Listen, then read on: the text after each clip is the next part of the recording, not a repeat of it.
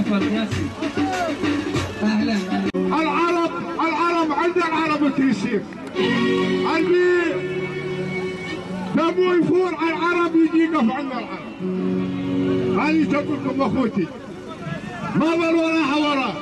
ما ظل وراها ورا. ما ظل وراها ورا. هذا البيوم ماشي للحديد. البيوم ماشي للحديد. العروبي زاد. الكردي زاد. الكل مثل يقول بني بيوم. اما 8 مدرب عرب هنا ويدربهم كلهم ليه ورا مو انظر Ön tarafa sağda arkadaşlar, genç arkadaşlarımız halay çeksin. Değerli misafirlerimiz ön tarafa. Halay ön tarafta lütfen. Değerli.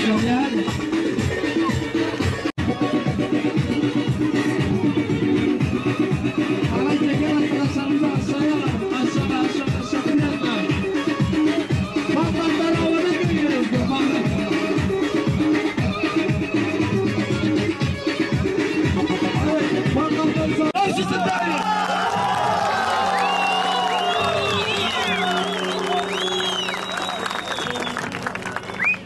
Sayın Vali, Sayın Büyükşehir Belediye Başkanımız,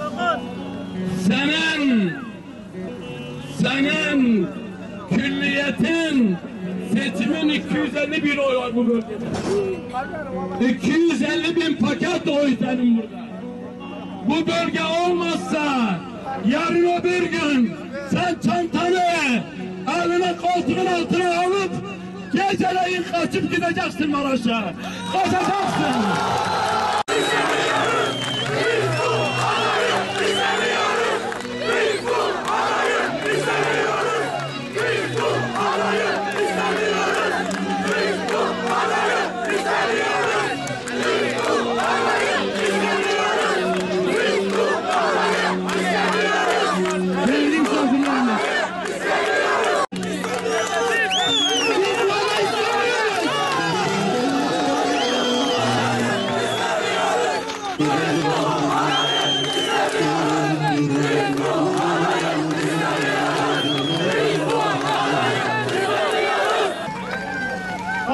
Arkadaşlarım, bizim buradaki toplanmamızın sebebi ırkçılık değil.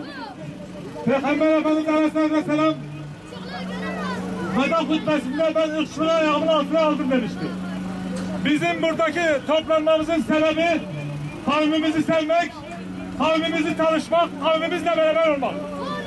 Bizim hepimizin hakkı kavmimizle beraber olmaktır. Biz burada oluşumuzun sebebi kavmimizle beraber olmaktır.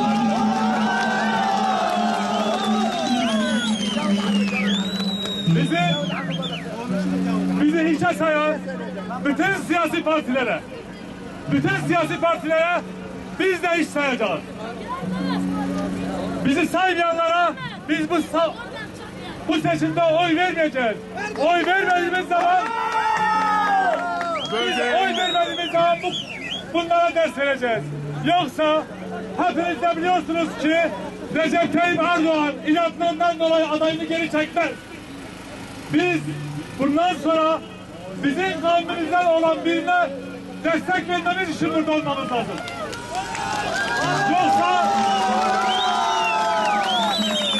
Yoksa burada oluşumuzun sebebi yok arkadaşlar. Bizi yok sayanları bize yok saymamız lazım. Ve bütün kavmimden olan kardeşlerime selamlarımı iletiyorum. İnşallah 30 Mart'ta bizi dışarı sayanlara biz de hiç sayacağız onları. Onları sandıklara geleceğiz. Kavmimizde olan kardeşimize oy vereceğiz. Eğer biz bunu gerçekleştirirsek bundan sonra gençlerimize yine açılacaktır. Bundan sonra bu bölgeyi, bu ova Osmanlı'nın döneminde, Cumhuriyet döneminde hep devletini sevmiştir, devletin yanında olmuştur. Ama siyasi zihniyet bu kavmi her zaman yok saymıştır.